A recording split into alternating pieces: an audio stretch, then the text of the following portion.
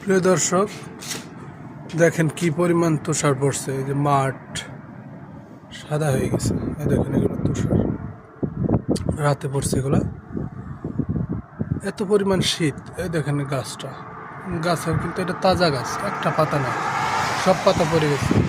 দেখেন আরেকটা গাছ, ওই দেখেন একটা, দেখেন এটা চেরি ফল পাতা।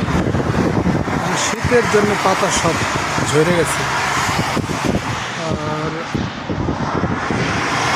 এত পরিমাণ ঠান্ডা, আর পাতা বাইরে থাকাটা বাইরে থাকতে পারবে না। জ্যাকেট ম্যাকেট যাই পড়ুক, বাইরে থাকাটা প্রচণ্ডটা। ওই যে বেশি সাদা দেখা যায় ওগুলো পাহাড়ও সাদা হয়ে গেছে বরফ করে, তুষার পড়ছে অনেক। তো এবছরে একটা অনেক কম, গত বছরে পড়ছিল তুষার, অনেক তুষার পড়ছিল গত বছরে।